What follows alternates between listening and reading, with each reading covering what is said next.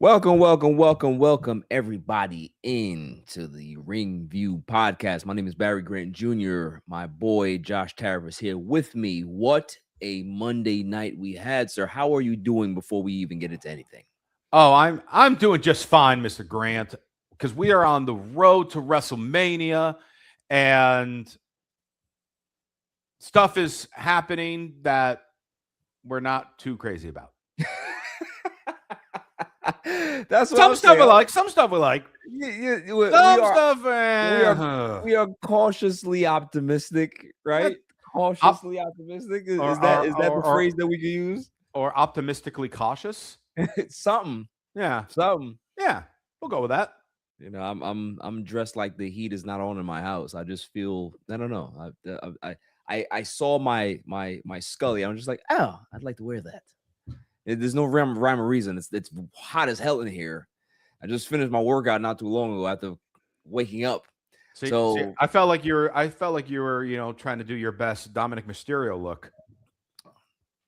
Listen, my stash needs to get a lot thicker to be able to compete with that. You need a thicker stash, but he'll wear the hat and the white shirt. Yeah. I do got my cholo look right now. So yeah. I mean, like that's just how I feel. It's New York. It's February. It's cold as hell, and this is just we call this grind season. So I got my grind season look on me right now. Right, you ready? You ready to hate me? No, it's grind season, freezing in New York. I had lunch today on the beach. What was the weather? That's in LA. It is sunny, clear, around 70 degrees. You know, what I call people like you are spoiled and entitled. Yep. You know? Yeah. You guys don't understand what weather change looks like. We had a conversation. I'm born and raised in Massachusetts. I know all about weather change. I escaped it. You opted out. Okay. Yes, I did. You quit. Okay. I took my talents to the literal beach. Yeah, you did. And yes, I understand my complexion does not show that I spend time on the beach because I typically don't. Listen, are you a tanner or a burner? Oh, I am such a burner. It is this or maroon. There is no in between.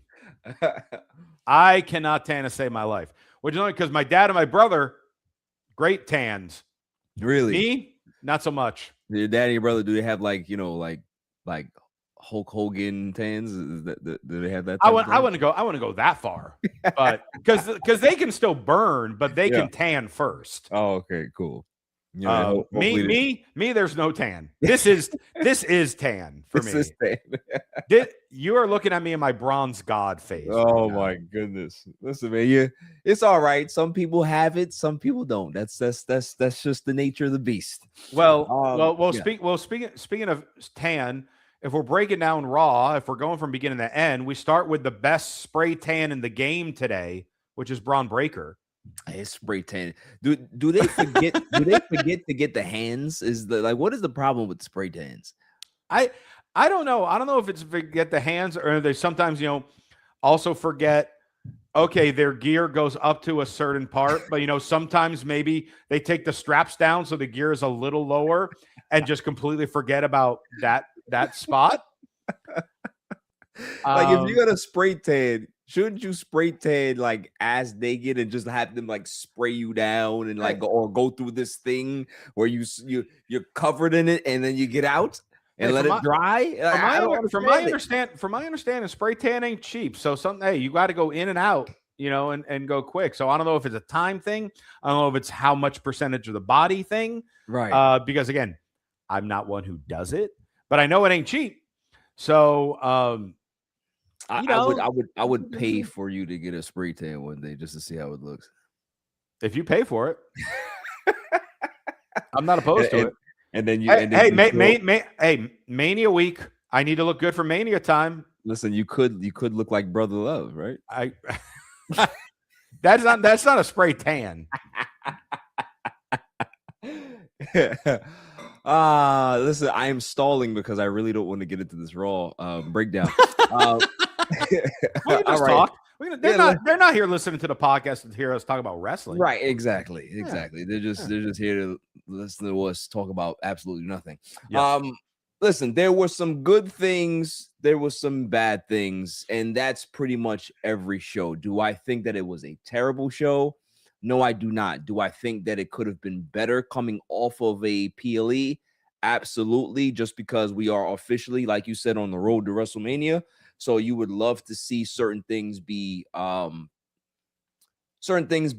created or progressing a certain way. You know, everybody was expecting Chris Jericho. We didn't get any Chris Jericho, and we might not ever get Chris Jericho. But there were some things that they went ahead and progressed. So I guess the first thing is first. Bron Breakker is holding Raw hostage as he comes out, and he's throwing a tantrum. You know, not really happy about what happened at the Rumble. He drew number 2, and then the masked man comes out of nowhere and beats the hell out of him, and you know, everybody's not happy. So thoughts on the opening segment of the show, Josh? Did you like it? What was your opinion about, you know, how it came off? Did it advance the story? Did it create more intrigue? Thoughts, sir? I loved the very beginning of it, because all of a sudden Raw is starting unexpectedly. Braun just comes out unannounced and just no music, just destroys stuff on his own. Yeah. And it's like, you know, furious as to what happened with him at the Rumble and all that. So I love that. It had like the effect of, okay, now he just can't be controlled because he's just furious at this point. Yeah. And then the Vision comes out and tries to play peacemaker with him. And Heyman starts blaming Adam Pearce. Adam Pearce comes out surrounded by security, where then he throws an insult at Bron Breakker like he's wrestling Bron Breakker. Where he's like, you know, you're lucky you still have a job after that terrible performance you had. Right. So trolling like, he was completely trolling, which is very un-GM like. I didn't hate it by Pierce because I like it's bringing like a little other part out. But like, that's the type of stuff you say if you're ready to have a match with the guy. You're giving that look like, oh, maybe that will happen. I don't know about that. I think they're literally giving us that they're what is the term where they're telling you that something might happen but it actually doesn't? Sure, there's a term for that. You know, teasing. Yeah, or whatever. I'll figure it out. But yes, that's what it is. So then Braun being separated by several security guards, and then LA Knight's music hits. So he's ready for him to try to fight while Bronson Reed has come out to the ramp to try to keep him away. So now LA Knight sneaks in the ring and takes out both Theory and Logan Paul and runs away. Destroys them. Destroys the two of them and runs. So right off the bat, Bron Breakker, a madman, can't be controlled. And by him not being controlled, Vision looks like a bunch of idiots. Right.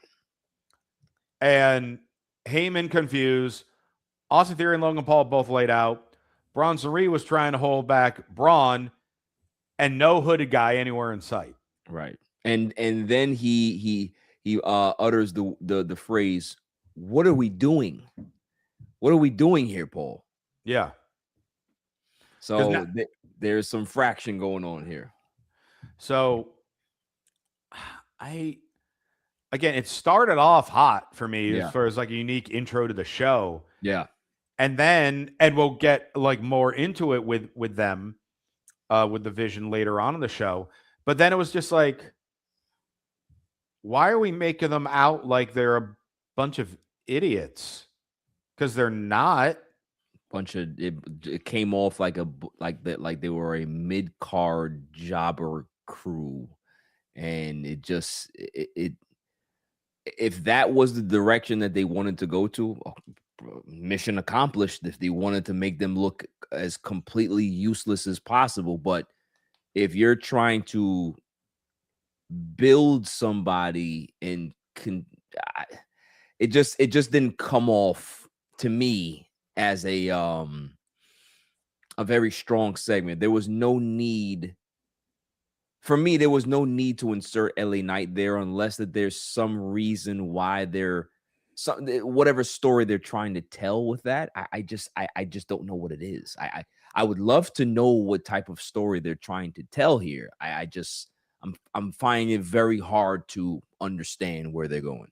Yeah, I mean, having LA Knight around the Vision makes sense because you're telling a story of he wants to get his revenge on the Vision, of course, and that's all fine and good. So then, why is he appearing? Doesn't mean he is, but why does it appear like he's working alongside Adam Pearce, right? To get a one-up on the Vision, and then again, mystery hooded guy nowhere to be seen, right? So now you have everybody saying, "Oh, well, the hooded guy is Adam Pearce." Adam Pearce can't move like that. He used to wrestle. He absolutely, and he's an incredible former NWA champion. I've worked with him in the past. He's a multi-time NWA champion. He's an incredible wrestler. He never moved like that, and he will be the first to tell you he never moved like that. So, yeah, like this segment just made everyone in the Vision, including Bron Breakker, look silly, look mid-card at best. Yeah. So I don't like. Again, it started off of a unique way to start Raw, and then it was like, what? Yeah. Because again, like if you're trying to, have a chapter of there's doubt, there's some miscommunication within the Vision, there's different ways to be able to get that across, right? Yeah. You can do backstage segments where Braun and Paul are talking, and Braun is starting to look at Paul sideways, like, you were supposed to help me get to where, so I was supposed to be the next big thing. Like what's the plan here now? Mm-hmm. Like the plan was I was supposed to dominate and win the Rumble. Like, what's the plan here now, Oracle? Like, I can't see it right. Like, what do I need you for? Right? Like that would be something that I would love to see. What do I need you here for? And now Paul is doing, now he's doing his weasel thing where he's trying to sell Braun on, don't worry, I'm going to fix this. I'm going to fix this. And then he goes to Pierce. And then there's this, like, that's something where Braun looks strong. He's frustrated, but not only is he frustrated with himself and Adam Pearce, but he's also frustrated with Paul Heyman, right? So you can still make him look like a badass without making him look like completely vulnerable and useless in a situation where you're trying to build a young dominant star. Yeah. That's what I like. If you would have put Austin Theory in that role, it makes sense. If you put Logan Paul in that role, right? Mm-hmm. You can say, okay, that makes sense. But for Bron Breakker or for Bronson Reed to be in that role, it doesn't make sense for them because their characters they're confident monsters. They do not come off that way. Right. And that's what the whole confusing thing for me is. Like I said, we'll see how the story unfolds, but this first chapter of it was just like, nah, I can't, I don't see it at all. Well, and again, we get, as the show goes on, we get a little more of it as it goes, which we will touch on when we get to it. We will discuss. Next thing we had Javon Evans versus El Grande Americano. To make up for their match a few weeks ago, that got cut short because of Javon's injury. Yep. Matt, I mean, these two are going to put on an entertaining match. They did. Yeah, yep. As they did. Very entertaining match. So we are officially getting now this feud of original El Grande Americano and El Grande Americano. Yeah. I just thought. So I love how, what are their name? Bravo and Rayo. Bravo and Rayo collectively hand Grande Americano like the metal piece that he puts in the mask. Original Grande Americano comes out and they're all just yelling and pointing at him. Bravo and Rayo do not try to run to stop him. We're just like, hey, what are you doing? That's not cool. This is our match. And Grande Americano, I'll just take this pen holding the thing.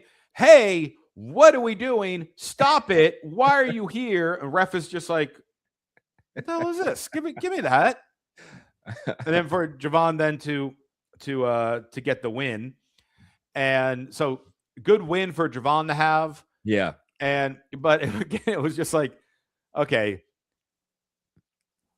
we're going to avoid having them be physical clearly for a little while. So now this has to mean that original Grande Americano has a match next week, and the others either cause a DQ or cause him to lose his match. Something, right? Yeah. Something. Now, here's a question for you, Josh. Can they be able to stretch this until Mania, or do we get this at Elimination Chamber? Or is it going to unfold during the AAA Fox show?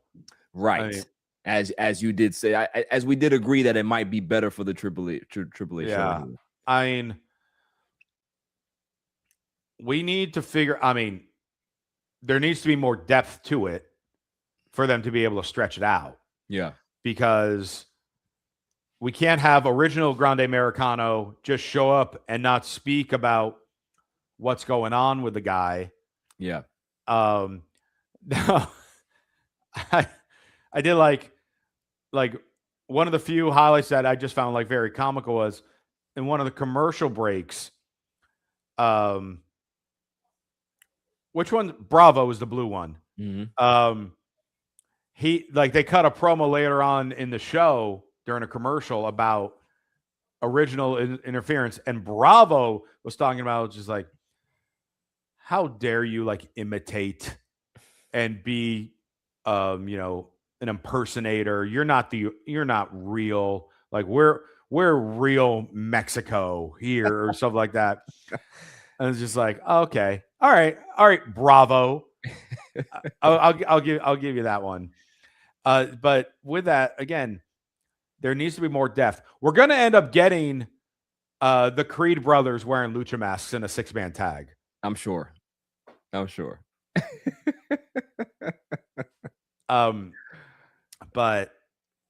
this was one of the good segments for me on Raw, because it's just like you can't go wrong with what they're doing. It's just fun, you know what I mean? Like, and you need some fun. So this was a good for me. Again, it was fun. The match was great. Yeah. And it was fun. But again, it's just like, okay, where are we developing the story here? Yeah. Because you got to build something along the lines of, oh, well, they actually do know each other. And we can get some comical like video montage of, oh, they trained together in the 50s. Yeah. And all that. So it can definitely lead to something very, very fun. Yeah. So I'm keeping an open mind and being hopeful for that. Absolutely. All right. This one was the next segment here was a good one. Gunther.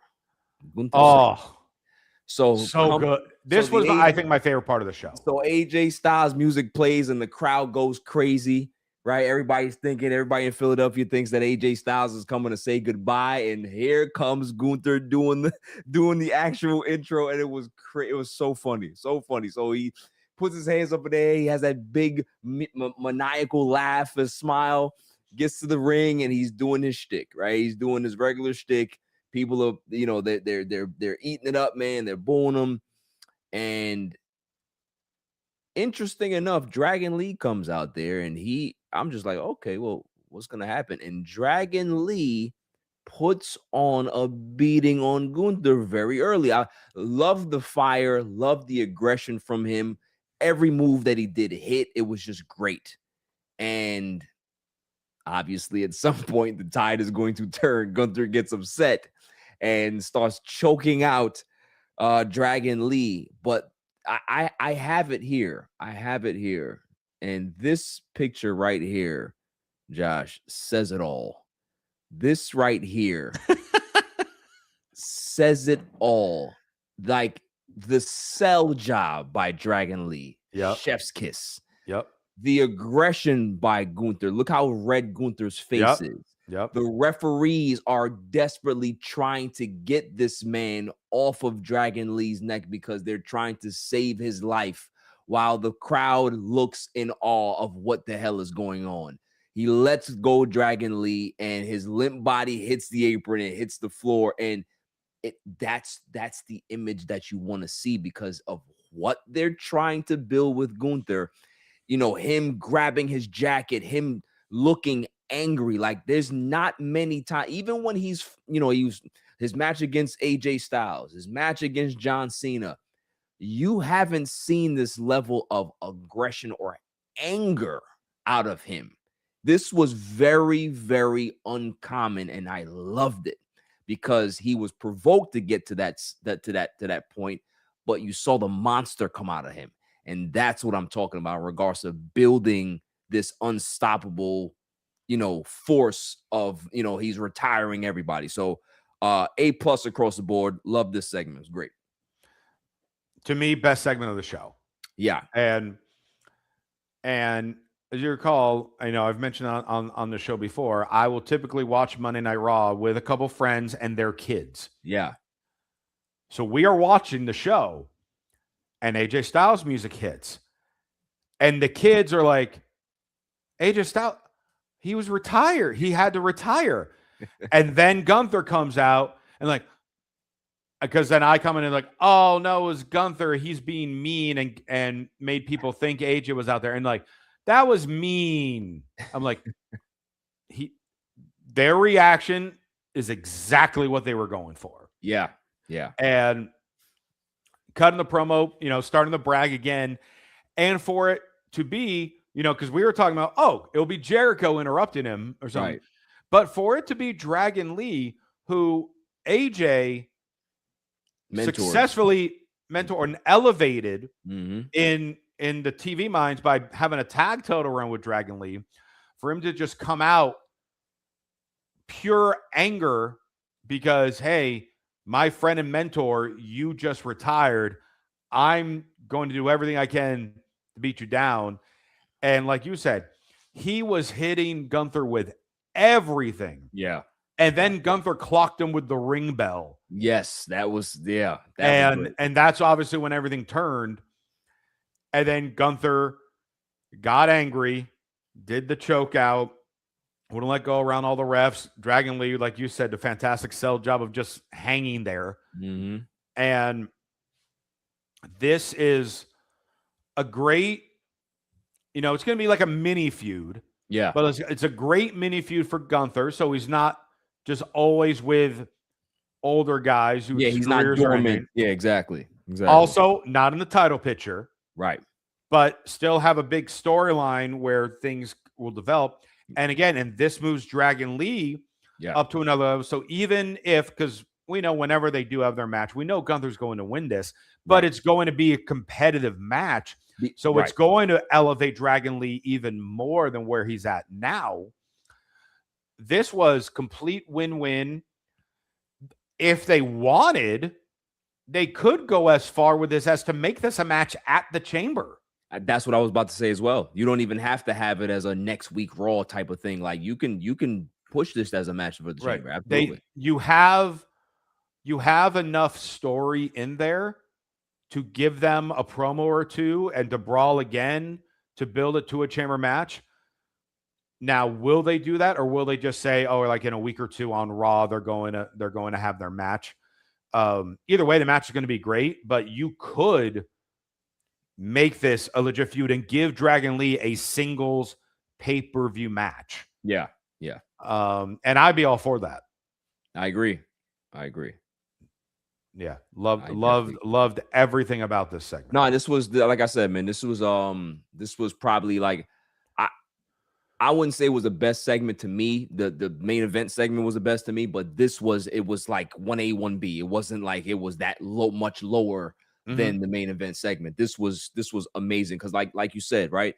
It doesn't make Dragon Lee look terrible. It doesn't. It makes It makes Gunther look strong as usual, but it also elevates Dragon Lee.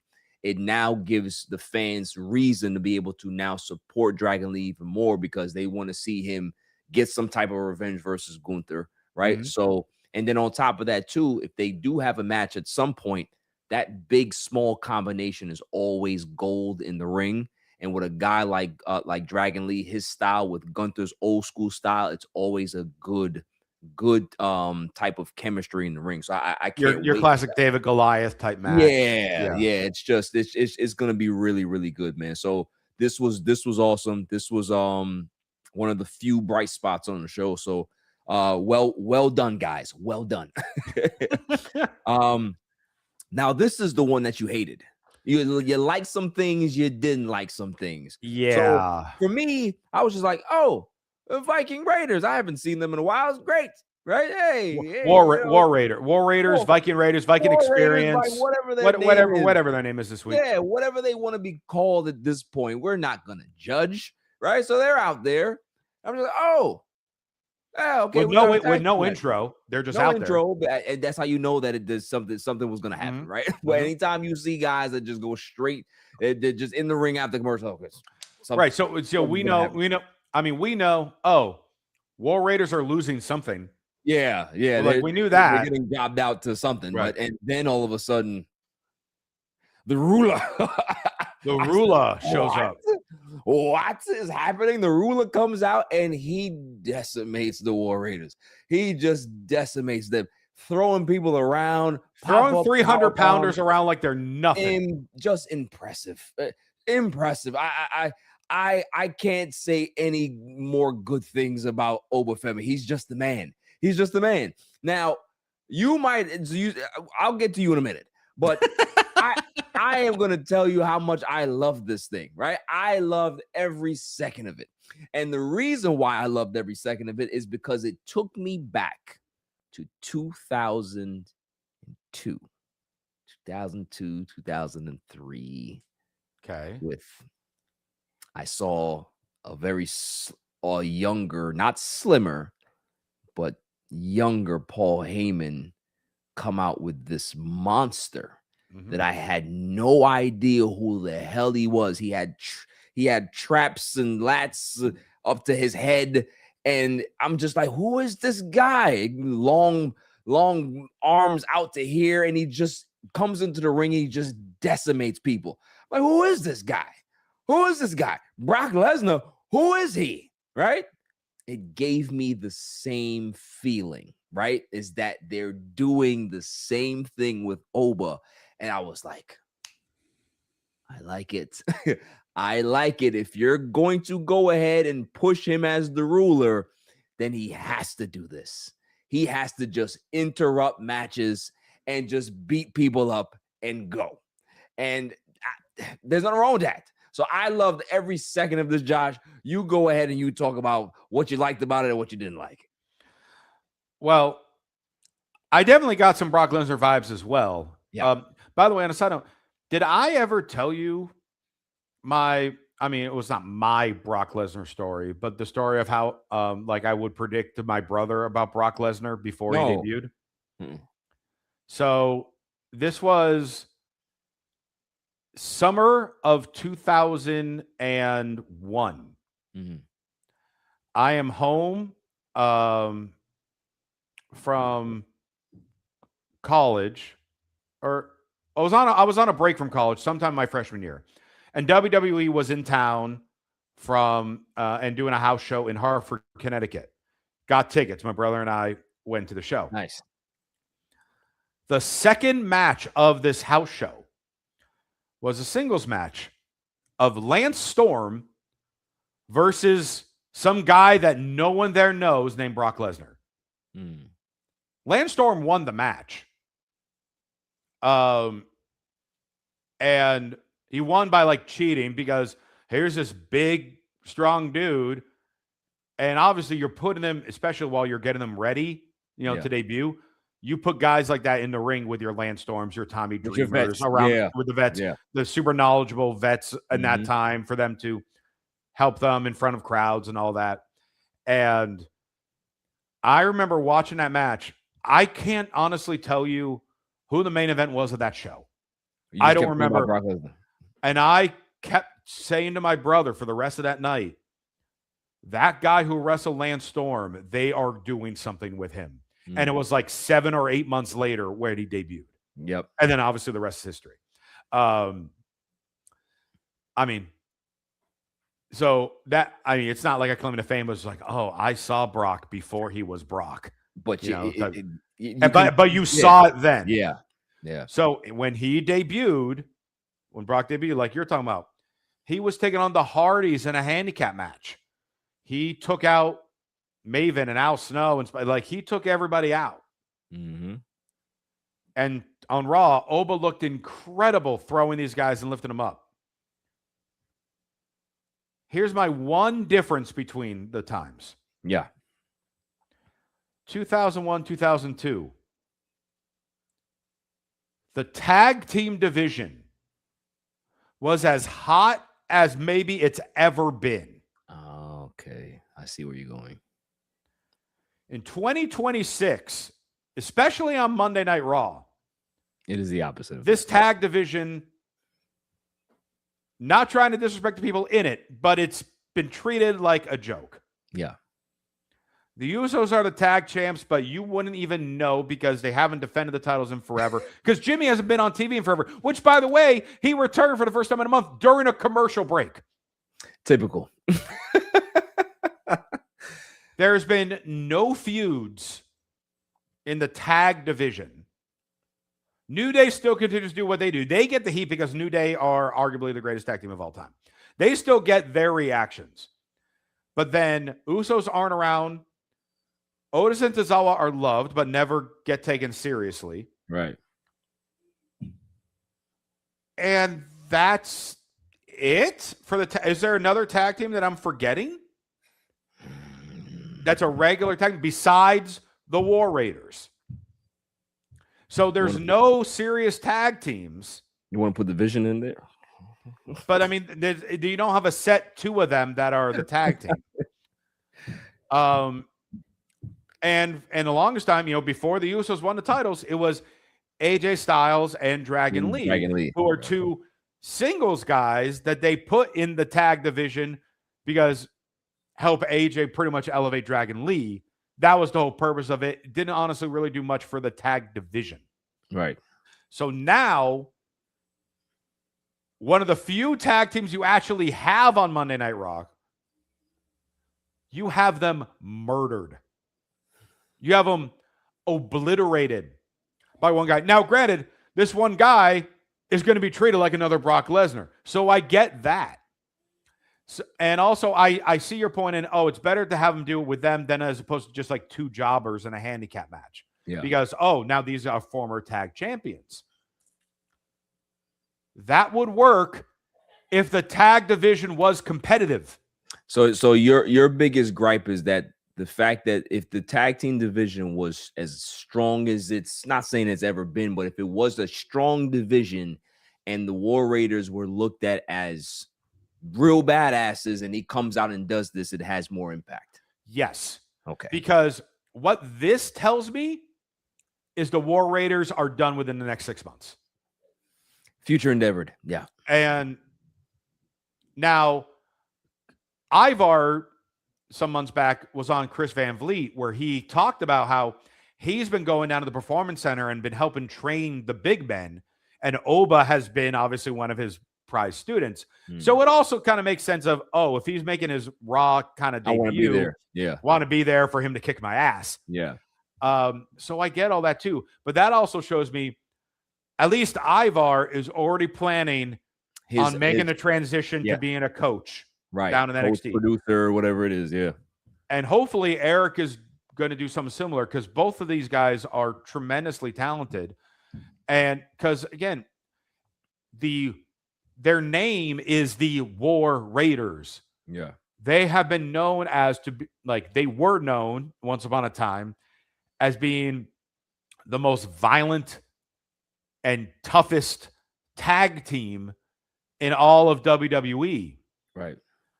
Well, now if you have one guy Granted, I know he's the size of like 4, but if you have one guy beat up the toughest tag team,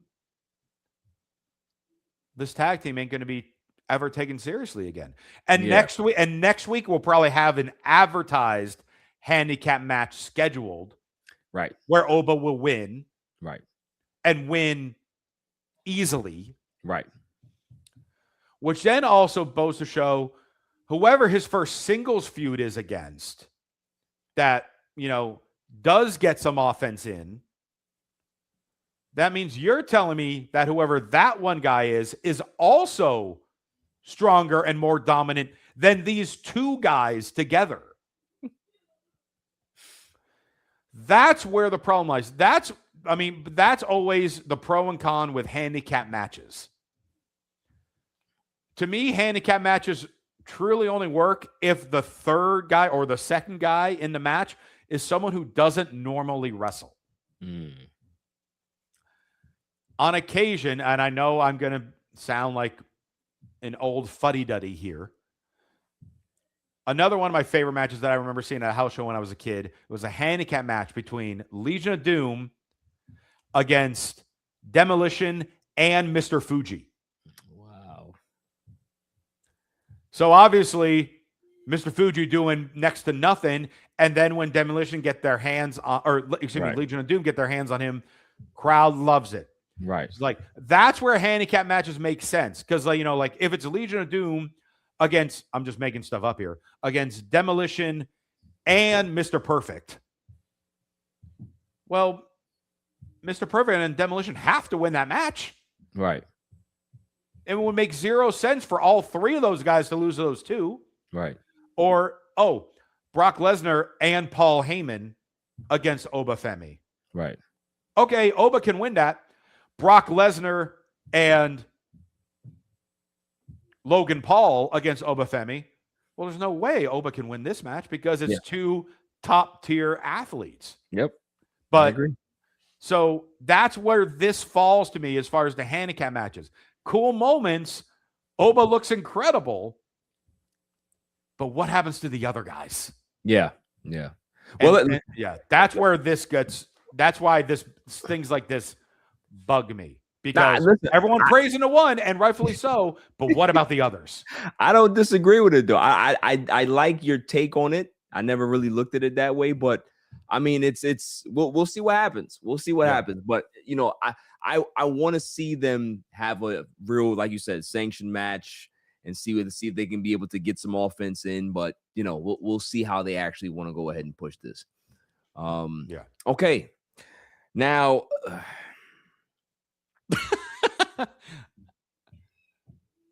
now, I mean, was this not the best part of the show? I don't want to be mean. Yes, you do. You love being mean. I do, but I'm trying not to. I'm trying to be you. I don't want to be rude. But all right, I don't care about, like, you know, the Bellas. The Bellas are back, right? The Bellas are back. We knew that. We are very happy to see Brie back. Yes, we are very happy to see Brie. Once we saw Brie at the Rumble, everybody was very excited, and rightfully so, right? We haven't seen her in over 7 years or something like that. So it's been a while. But they come out now, and I already knew what was going to happen. And my biggest issue is not the fact that they're back, not the fact that they're in, you know, they want to be in the women's tag division. That's great. Yep. They want the gold. But it was the execution. It was so cringe. Like, I'm just like, the biggest part to me that was like, all right, just rush them off the TV, please. Like when I think Brie finished, or it was Nikki that finished saying that they want to be in the tag division, right? And you know how like the wrap it up music plays as you're like, that's what it sounded like. It wasn't like, you know, there was a definitive, and we're coming back for the tag team gold, and everybody's gonna be on notice, blah blah blah, with the Bellas, and you bet. It wasn't nothing like that. It was just like, we're going for the championship, and there was a awkward pause, and then the music played, and there was no reaction. Zero. And I'm like, oh, I feel so bad for them, but they've never been great talkers. And for me, it's just like, if you know that they've never been great talkers, don't let them talk so long. Just say, let them have these are the types of things, right? That if you don't have strong talkers, which they're not, you can be able to have a video package of them being able to do, they can put a nice video package together where they're going through their accolades and we're the Bellas, and guess what? Boom, tag team division. Then they show whatever it is, they can do that, because then it makes them look strong without them looking completely lost in the ring. For two veterans that have been around for this long and have been around and been in front of so many crowds, that was so cringe to me. I felt like turning the TV off, because I was just like, I can't even watch it. I can't watch this. I can't watch this. It's so bad. It was bad. I got nothing positive from that segment. Sorry. No, I mean, there's no need to be sorry, because there wasn't much positive to take out of this segment. But the reason that there wasn't, in my opinion, the reason that there wasn't much to take out of it was something that you have not brought up. Okay. It was, they came out as baby faces and were smiling and hugging and high-fiving. Yes. And then the Philly crowd, since all the news gossip is talking about how Nikki Bella has been recently dating Eagle star Coupe de Jean. Right. They started chanting. Philly crowd started chanting for Coupe. Yeah. Nikki thought they were booing. Right. And then they transitioned to act like a heel. Yeah. Which made everyone confused, since they came out as baby faces. And that's where it started to fall flat, because they appeared, based on Nikki calling it out and calling it out incorrectly, to kind of throw a promo audible. And then it totally fell flat. I was waiting for Rhea and Io to come out. Right. And the way I interpret this, and I know it's not what they mean for it, but this is just my stupid mind. Yeah. The way I interpret this, with the fact that Rhea and Io did not come out in regards with the tag titles, means they don't take them seriously. And yes, they're coming for the tag titles, and I'm honestly excited. I'm genuinely excited. Same. For the Bellas to be in the women's tag title match at Mania, depending on what the match itself is. There was one thing that I heard on another podcast this morning, which has me very worried. Because apparently this Mania, I didn't realize it, will be, I believe it's the 25th anniversary from the tag team ladder match at WrestleMania. So they're thinking maybe we're going to have the women's tag team ladder match at Mania, because you have so many solid tag teams. But I'm like, if the Bellas are involved, this better not be a ladder match. It better just be a regular match. You can have multiple teams in it, but don't make it a ladder match. Please no. And so that combination of things, where all of a sudden, hey, we're celebrating Bree's back. Hey, we want to go for the tag titles. And then the tag champs don't show up. And then you switch things by reacting to the crowd, where so many times they ignore the crowd. This time they full on went with the crowd, but didn't understand what they were, misheard what they said, which is, and I mean, I could understand you mishearing Coop and Boo. Yeah. That's understandable. Yeah. But by doing that, then everything just fell flat. And yeah, to your point, they kind of hit the music while they were finishing up, because we got to go. Yeah, this is not working. You hit that wrap it up box, man. And I'll say this, because on my screen right now, I'm not, necessarily reading or agreeing with whatever this guy's, critiques were, but on Bleacher Report, I have it up, so it's reminding me of the order of the show. He does say one thing with this that I think is beautiful. He said, "This was the definition of a whole TV segment that could have been an email."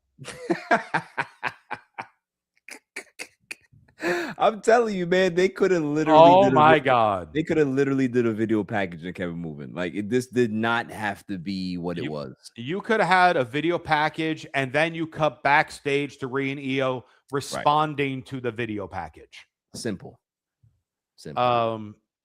You protect the vets and you also get airtime for your tag team champions. Yeah. So yeah, that was bad. We got Penta versus Bronson Reed. I love this just because anytime I can see Penta, I just love Penta. I really do. Bronson Reed came out during commercial. Yeah. Bronson Reed did not have an intro. This is where Bronson Reed has become. Yeah, I was just about to say that Bronson Reed has turned into an afterthought after being built up so strongly, right? Like, and that's gonna be something else that we'll discuss after, right? It's just about like where to now, right? Like where are we going now? But you know, Penta comes out, they have this match, and it's a pretty decent contest, and all of a sudden, my boy comes out. LA Knight. I thought you meant Adam Pearce. No. I love Adam Pearce. No, LA Knight. And he gives Bronson Reed a nice BFT on the outside. Penta slides in the ring. Ref counts him out, and Penta wins by count out. Thoughts about this particular encounter here? What did you think? Well, so first off, one thing we forgot to touch on, there was a backstage segment before this that was also with Bron Breakker and Heyman and Adam Pearce, where Pearce told them, they wanted a match with LA Knight tonight, and Pearce said, no, I kicked them out of the building for causing a ruckus. And now make sure you tell, Mr. Bron Breakker that he should leave too. Yeah. So then you have the Vision out there for Penta. Penta has no Ray. He has no Dragon Lee. It's Penta by himself, and Austin Theory and Logan Paul are still out there. I don't remember. Yeah. Was Braun out there too at this point or no? Braun was not out there. No, he wasn't out there. No. Yeah.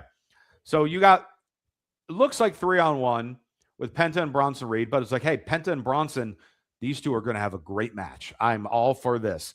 And they go ahead and start delivering on a good match. And then Penta finds ways to, stand up and kind of take out Theory and take out Logan Paul. And now Bronson is pretty much in control.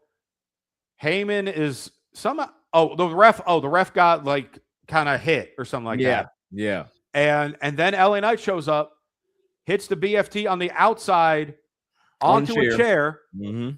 By the way, I don't know if you caught this. LA Knight then forgot to get rid of the chair and ran away. So Bronson Reed shoves the chair himself away.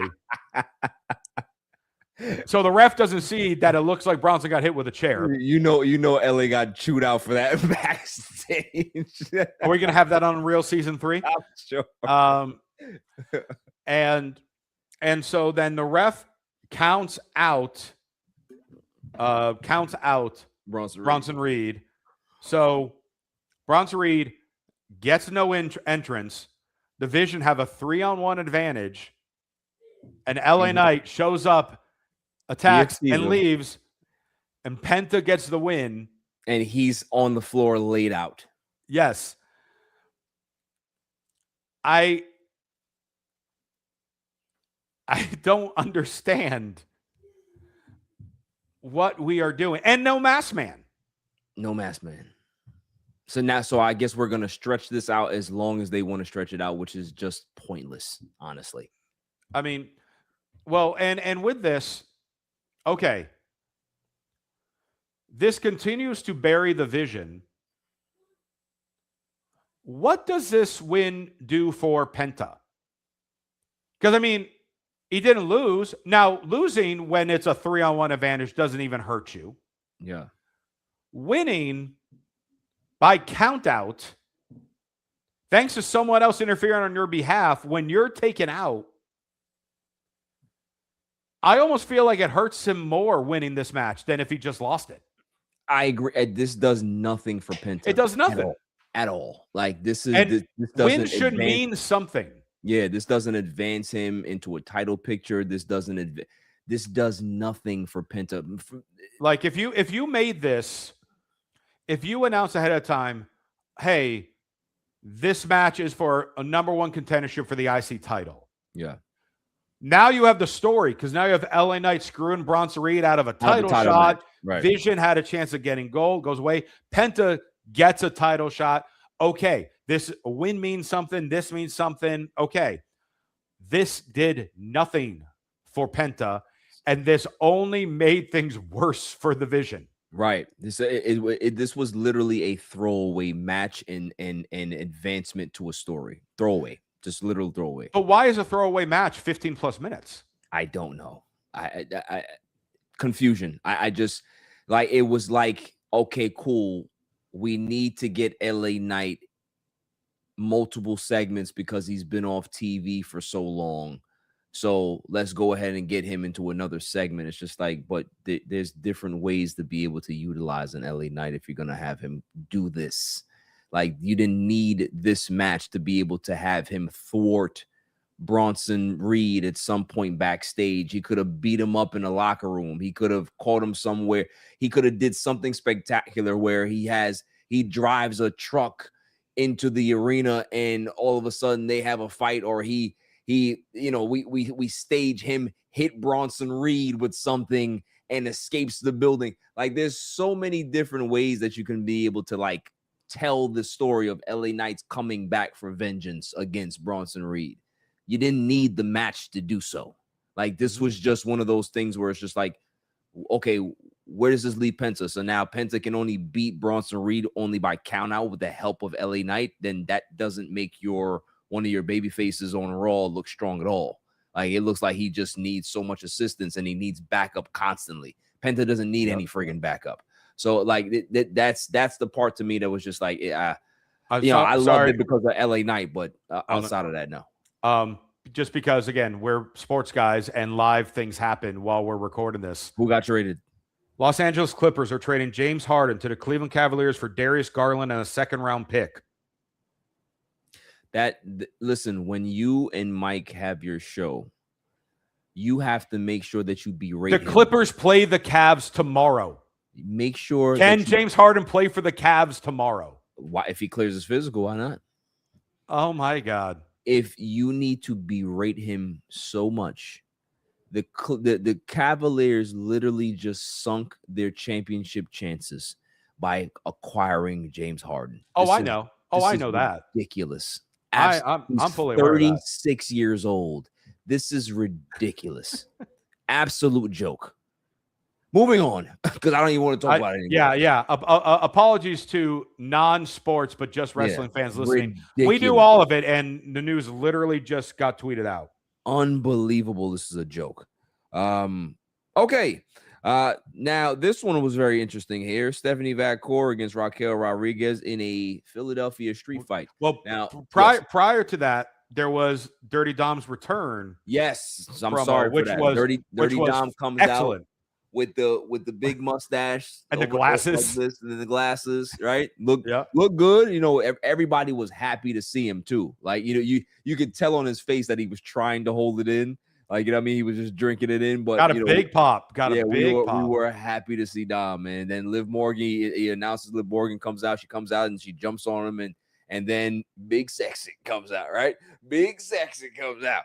Sexy Raquel Rodriguez. And here's the thing, right? We talked about this in detail, the post show for the Rumble.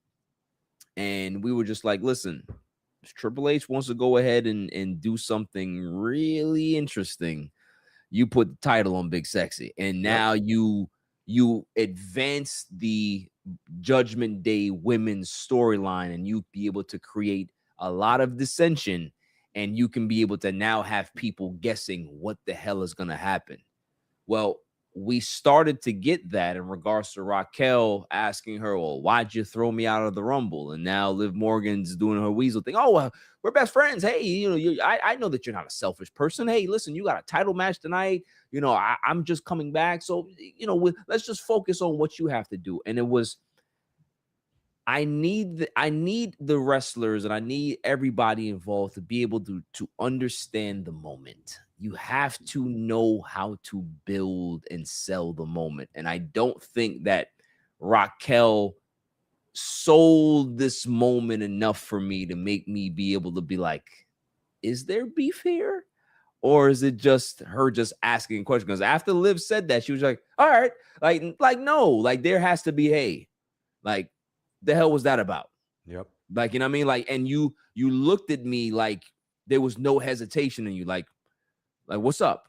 And now Liv is like, oh, well, hey, listen, let's focus on tonight. And she was like, all right, we'll talk about it later. Like there was none of that, right?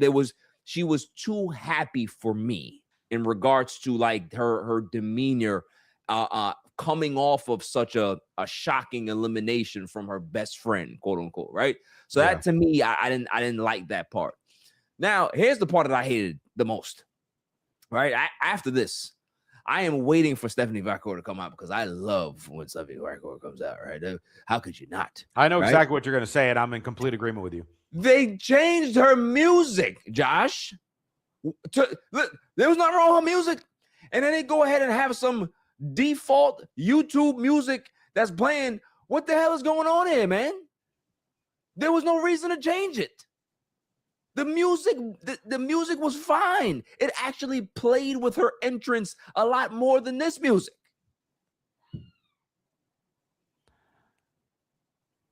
Where do you want me to start?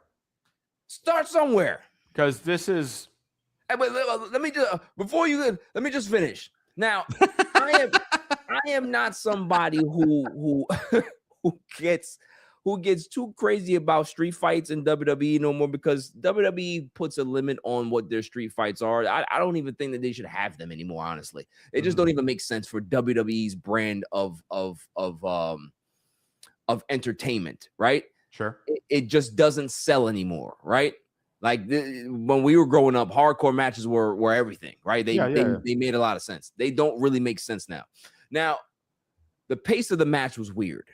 There were some spots that were weird, some unfortunate bad luck for both parties, right? Stephanie Vaquer doing the Hurricane Rana off the top rope. Raquel Rodriguez hitting the table. They were too far away for it to have any impact, and the table just kind of broke. And Raquel putting the chair in the corner of the turnbuckle, the chair falling, and then the crowd really like jeering about that. Like there was a couple of things, not their fault. It was just unfortunate events. I just didn't like the fact that they put them in a street fight anyway. I don't believe that should have been the matchup. They could have did some other gimmick match if they wanted to, but just didn't work for me. And then we get Stephanie Vaquer winning the match, right? Obviously, Liv comes in. She tries to help Raquel, which, again, that can further the storyline. But again, it would have made more sense if they allowed Big Sexy to be able to get that win. And now it's like, what the hell is going on here? So outside of, I think the match was fine. Unfortunate events for them, bad luck. I just didn't like the finish. I wish that they would have gave it to Raquel. So your thoughts, sir. Go ahead. Okay. So from the beginning, promo, loved Dom's part, loved Liv's part. Everything was great about it. Raquel coming out. We expected something. Yeah. And I did like, the sudden crowd reaction as far as Raquel saying, I appreciate it, stay in the back. And we're like, oh. Yeah. But then Liv being immediately like, yeah, no problem. You got this. Totally fine. And then leaving is like, okay. And then, yeah, Stephanie's music. What the hell? Honestly, I wasn't a huge fan of her previous music, but it was 10 times better than whatever that was. That's what I'm saying. Yeah. And when you've been hyping up a big title match on Raw and the crowd is silent because they have no idea who's suddenly coming out. Yeah. And it sounded like it was done by a Casio keyboard. Like, the amount of wrestlers that have expressed their hatred for Def Rebels, that's their name, right? Def Rebel. Can they fire Def Rebel already, please? Why are they not fired yet? I don't know. And because occasionally they have something good. I mean, they have to be partially involved with Kit Wilson's theme, which we absolutely love, so that we know they can do things right. They have a few that are good. Maybe Kit Wilson was the one that directed them to be able to do some good stuff. They probably need direction when they're off their own devices. They go ahead and make Casio music. So like that was just not just horrible music, but the timing to debut it was just awful. So that happens. The match itself, honestly, I overall enjoyed the match. Yeah. Yes. Oh yeah. Like the chair fell or like the table kind of gave way a little bit. It's just like, these are things. Stuff. Yeah. These are things beyond their control, which makes it honestly feel, I know this might sound kind of funny. It felt more real that way, that there were little mistakes. Right. Because it doesn't have to be polished clean. Right. I think Raquel and Stephanie worked very well together. I agree. And I enjoyed the match tremendously. So then we have the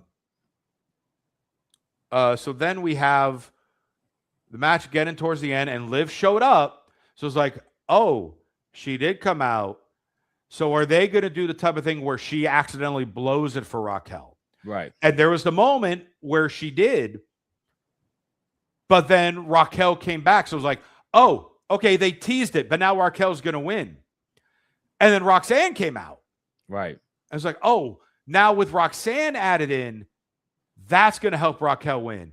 And she distracts Stephanie. Roxanne goes through a table and it's like, Roxanne's about to hit her power bomb through the table. Yep. And win the title. Yep. And this is a cool setup. Judgment Day did help. Liv didn't do the job right, but then Roxanne did. Cool. Story makes sense. Boom, boom, boom. And then the counter into the Hurricanrana, tapping the table, and the table happens. Again, not their fault the table broke. Yeah.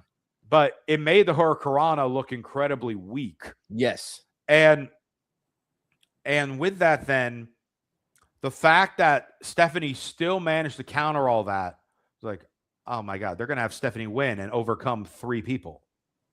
And then that's exactly what happened. Yeah. As much as I love Stephanie, this was completely the wrong decision. Yeah. To have her win this match. And again, you had the setup perfect for the story.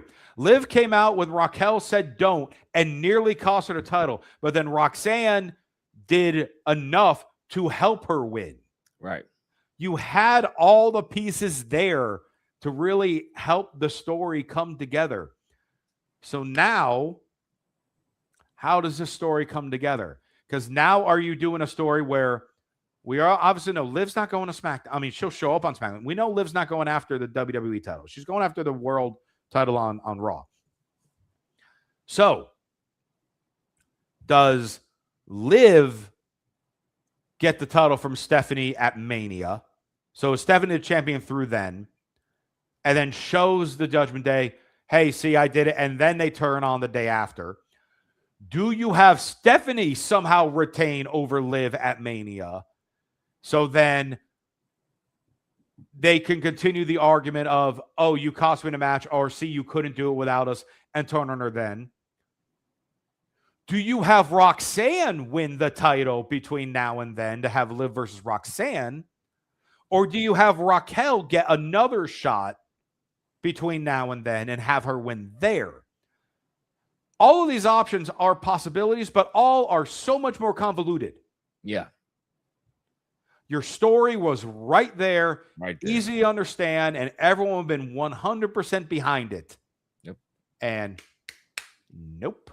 Let's play that terrible music again. And have Stephanie win. And now Stephanie with nobody.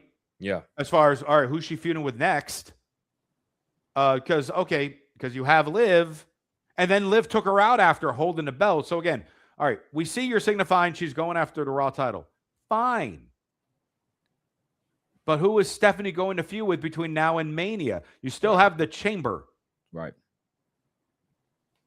I was so annoyed with this. A lot more questions than answers, and that's frustrating, especially at this time of year where there's supposed to be some clear-cut direction in regards to where you're going. Instead of this, you're trying to play like these different. It doesn't work all the time. Like, I can understand how you're trying to like create some type of confusion. There doesn't need to be confusion here. The storyline is right there.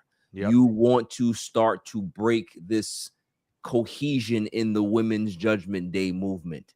This is the way to do it, with putting the belt on Raquel and Liv getting so jealous of her that she's going to say, well, I'm coming after that title.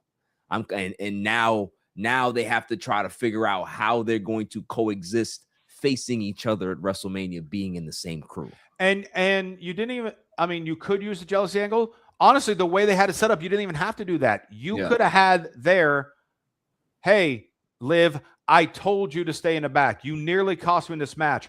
Roxanne knows how to help friends. Right. Dissension. And eventually Raquel and Roxanne turn on Liv. Right. And you could even, if you wanted, you could even have a mini feud of Liv and Roxanne first before Raquel for the title. Right. Or you can hold that off and then have Raquel and then have Roxanne be after Mania. Yeah. You could have done that. You could have done either way. And again, and the story falls into place easily for it. I like both of those better than what they did. So yes. Yeah. Moving on, main event segment. Main event promo. Main event promo. Yeah. Main event promo segment. The Tribal Chief comes out, and of course I love that.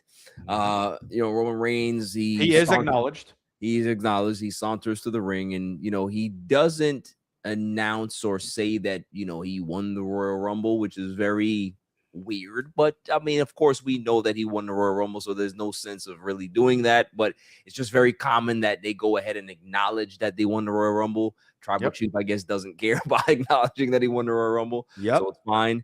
Really started off very slow in his promo, and then all of a sudden CM Punk comes out and things pick up. And I don't know if you saw it, but it was very awkward at first in regards to how they were speaking to each other.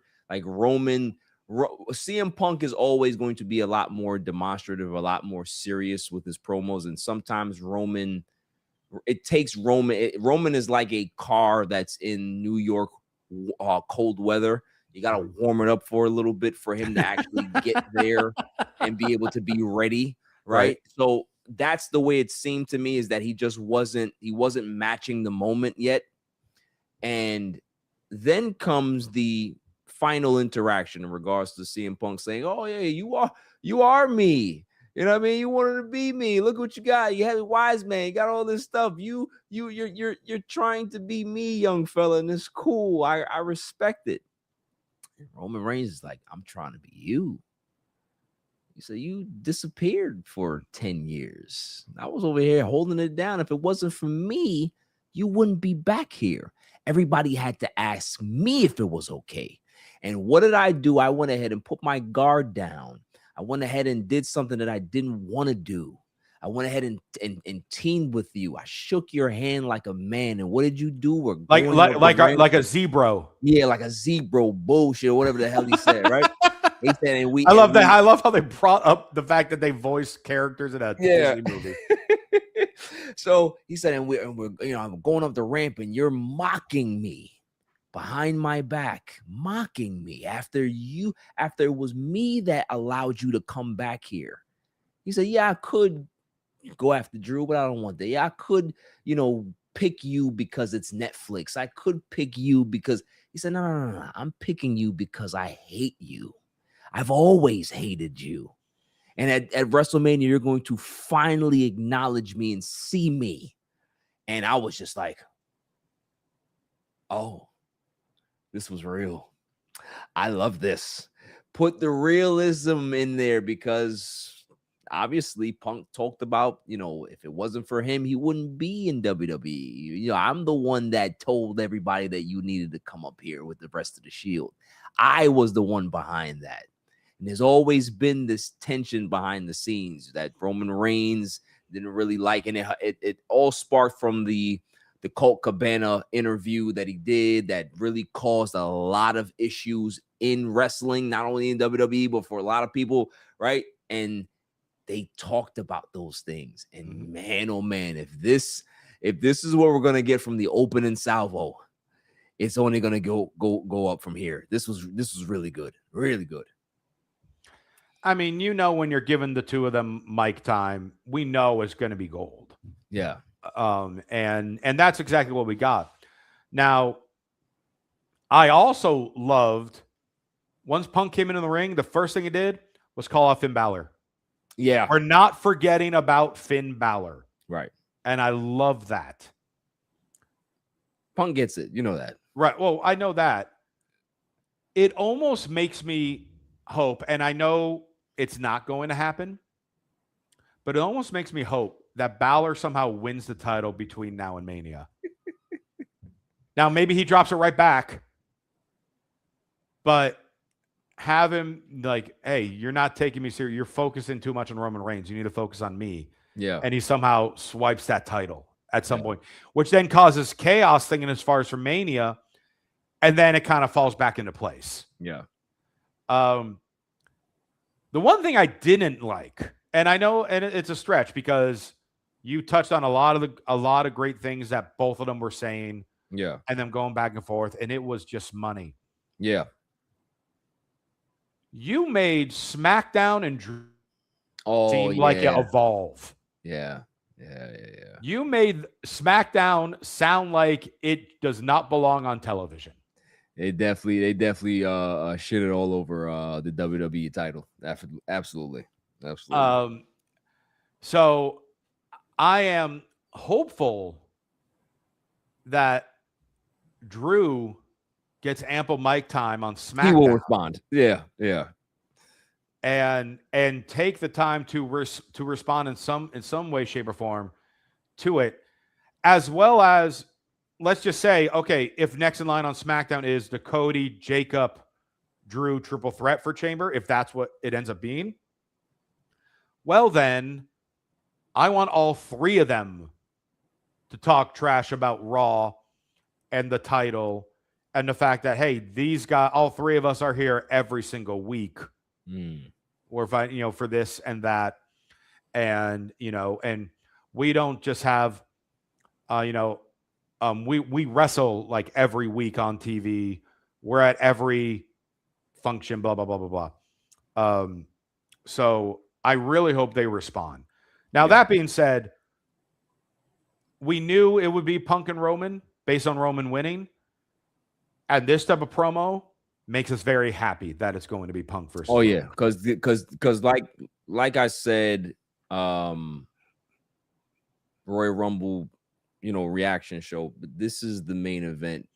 This feels like this is Sunday. This is the last match of WrestleMania. Yeah, this ain't no play here. This is a real main event. This is what you wrap your card around and build around this particular match here, because there's just so much here. There's so much history. There's so much animosity. These guys are gold in the ring together. We saw them in the main event night one, right? It's like, so there's so much here, and I know that this thing is just going to be gold. Whatever stories they continue to tell going up to Mania is just going to be money. So I'm super excited. I think I must have watched it about 5 times. The actual segment. Well, now let me throw this question at you. Over under. I'll be I'll be optimistic with this. Over under 1.5 Raws before we see Roman again. Under. So you think we will see Roman next week? Yeah. I don't.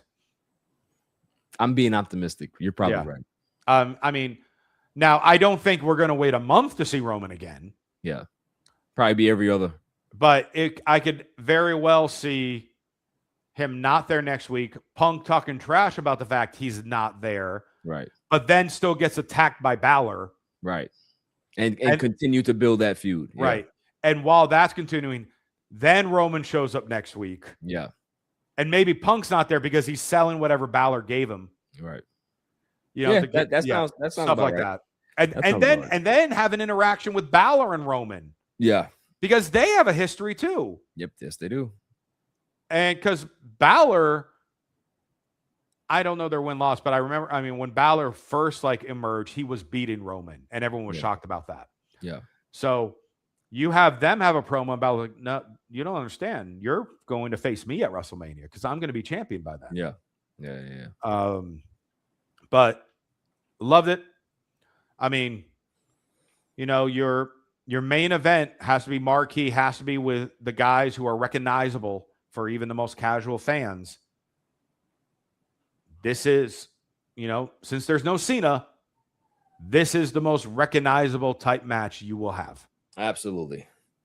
Listen, that is our Raw breakdown preview. It was a very good show. I have to get out of here because I have to go ahead and take my son to bed. So, sir, you go ahead and you enjoy your night.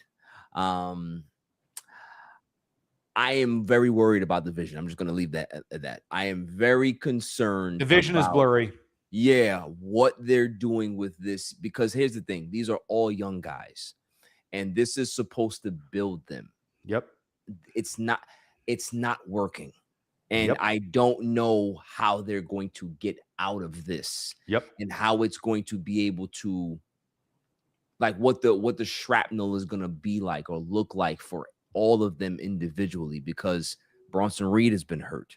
Austin Theory has not moved. He's still vanilla. And, you got Logan Paul, who's, he's there, but does he really need the vision? No. And then you got Bron Breakker. Everything, it's just not working. And I want to see how they get out of this. I'm hoping that they do something that can be able to build the spice back up. But I really feel bad for them because it's falling flat. Yep. Well, we'll see what happens with them. And again, I can't wait for Roman and Punk to be the semi-main at WrestleMania behind Grande Americano versus Grande Americano. That's the match that you're going to be looking for. I'm telling you. That needs to main event the weekend. All right, my good buddy. Until next week, stay safe, stay cool. Peace.